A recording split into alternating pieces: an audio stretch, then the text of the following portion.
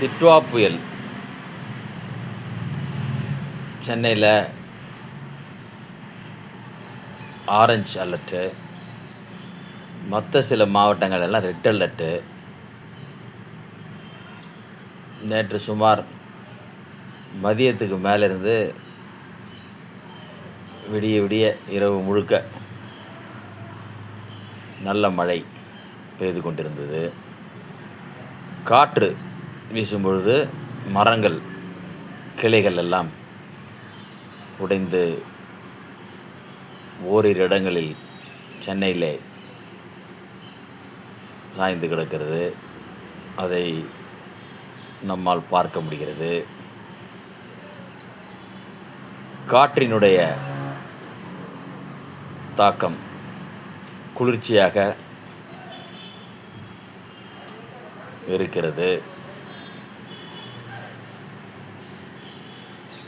புயலினுடைய வேகம் குறைந்து விட்டது. மழை தற்போது வரை பெய்யவில்லை. இனிமேல்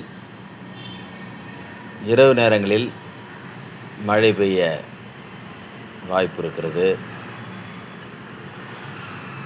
ரோடு சாலைகள் எல்லாம் வாகன ஓட்டிகள் எச்சரிக்கையாகவும்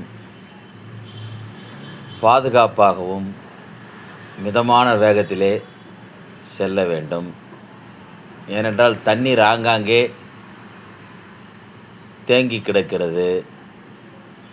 தண்ணீர் பள்ளங்களை மூடிக்கொண்டிருக்கும்போது சாலையினுடைய குண்டு குழிகள் வாகனம் ஓட்டும்போது தெரிவதற்கு வாய்ப்பில்லை. ஏனென்றால் குண்டு குழிகளை தண்ணீர் மூடிவிடும்.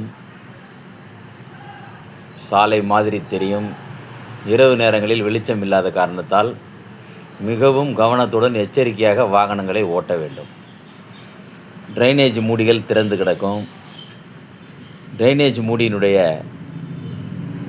சிமெண்ட்டு உடைந்து, காங்கிரீட்டு உடைந்து அரையங்குறையுமாக அதில் பள்ளங்களும் மேடு பள்ளங்களும் அந்த ட்ரைனேஜ் மூடியில் காணப்படும்.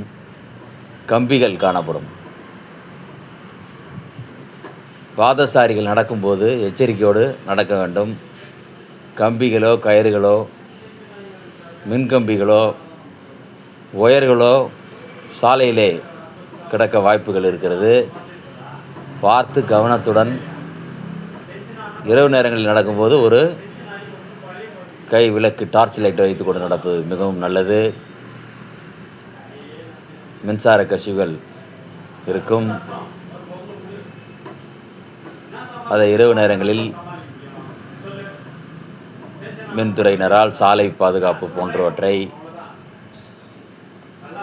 சாலைத்துறையினர், மாநகராட்சி போன்றவர்கள் சரி செய்யக்கூடும். அதுவரைக்கும் பொதுமக்கள் நம் உயிருக்கு நாமே பாதுகாப்பாக இருக்க வேண்டும். நம்முடைய குழந்தைகளுக்கு சொல்லித்தர வேண்டும். நம் குடும்பத்தினர் உறுப்பினர்களுக்கு இந்த விஷயங்களை எல்லாம் சொல்லி வெளியிலே சென்றால் இவைகளெல்லாம் தற்காப்புகளுக்காக பாதுகாப்புக்கு கொண்டு செல்ல வேண்டும். இரவு நேரங்களில்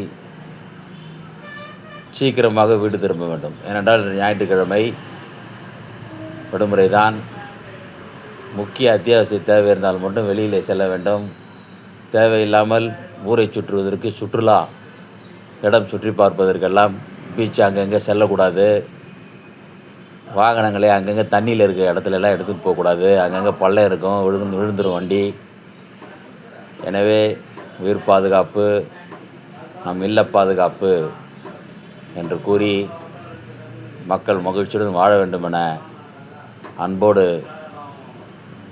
வேண்டி விரும்புகிறேன், கேட்டுக்கொள்கிறேன். நன்றி, வணக்கம்.